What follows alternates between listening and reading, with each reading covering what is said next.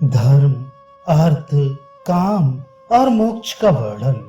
वैशंपायन जी कहते हैं, ये कहकर जब भीष्म चुप हो गए तो राजा युधिष्ठिर ने घर जाकर अपने चारों भाइयों सहित विदुर जी से प्रश्न किया, धर्म, अर्थ और काम, इन तीनों में कौन उत्तम, कौन मध्यम और कौन लघु है? इन तीनों को प्राप्त करने के लिए विशेषतः किसमें मन लगाना चाहिए? ये बात आप सब लोग अपने अपने विश्वास के अनुसार बताइए। यह सुनकर सबसे पहले विदुर जी ने धर्मशास्त्र का स्मरण करके कहना आरंभ किया। विदुर जी बोले, बहुत से शास्त्रों का अनुशीलन तप, त्याग, श्रद्धा, यज्ञ, क्षमा, भाव शुद्धि, दया, सत्य और संयम, ये सब आत्मा की संपत्ति है। युधिष्ठिर, तुम इन्हीं को प्राप्त करो। धर्म से ही ऋषियों ने संसार समुद्र को पार किया है। धर्म के ही आधार पर संपूर्ण लोक टिके हुए हैं। धर्म से ही देवताओं की उन्नति हुई है और धर्म में ही अर्थ की भी स्थिति है। मनीषी विद्वान धर्म को उत्तम, अर्थ को मध्यम और काम को लघु बतलाते हैं। अतः मन को वश में रखकर धर्म को ही अपना प्रधान ध्येय बनाना चाहिए और संपूर्ण प्राणियों के साथ वैसा ही बर्ताव करना चाहिए जैसा हम अपने लिए चाहते हैं। विदुर जी की बात समाप्त होने पर अर्जुन ने कहा, राजन, ये कर्म भूमि है। यहाँ जीविका के साधन भूत कर्मों की ही प्रशंसा होती है। खेती, व्यापार, गोपालन तथा भांति भांति के शिल्प, ये सब अर्थ प्राप्ति के ही साधन है। अर्थ ही समस्त कर्मों की मर्यादा है।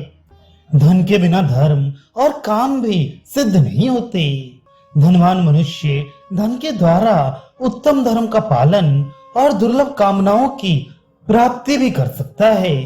सब प्रकार के संग्रह से रहित, संकोचशील, शांत एवं गेरुआ वस्त्र पहने, दाढ़ी मूछ बढ़ाए विद्वान पुरुष भी धन की अभिलाषा करते पाए जाते हैं।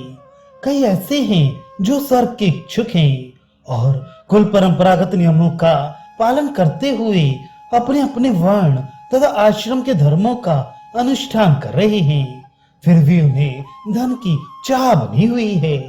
धनवान वही है जो अपने भृत्यों को उत्तम भोग और शत्रुओं को दंड देकर उन्हें वश में रखता है। महाराज, मेरा तो यही मत है। अब आप नकुल और सहदेव की बातें सुने। ये दोनों भी कुछ कहने को उत्कंठित थे।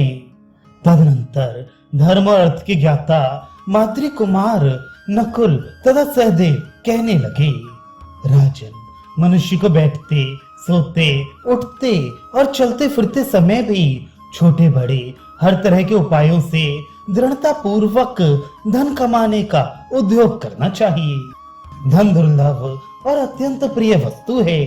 इसकी प्राप्ति हो जाने पर मनुष्य संसार में अपनी संपूर्ण कामनाएं पूर्ण कर सकता है। धर्म युक्त अर्थ और अर्थ युक्त धर्म, ये अमृत के समान लाभदायक हैं। इसलिए हम धर्म और अर्थ दोनों को आदर देते हैं। निर्धन मनुष्य की कामना पूर्ण नहीं हो सकती और धर्महीन मनुष्य को धन भी कैसे मिल सकता है? अतः पहले धर्म का आचरण और फिर धर्म के अनुसार अर्थ का संग्रह करें। इसके बाद कामनाओं का सेवन करना चाहिए। इस प्रकार त्रिवर्ग का संग्रह करने से मनुष्य सफल मनोरथ होता है। ये कहकर नकुल और सहदेव चुप हो गए। तब भीमसेन ने इस तरह कहना आरंभ किया, धर्मराज, जिसके भीतर कामना नहीं है उसे न धन कमाने की इच्छा होती है न धर्म करने की। कामना के बिना तो कोई काम भोग भी नहीं चाहता।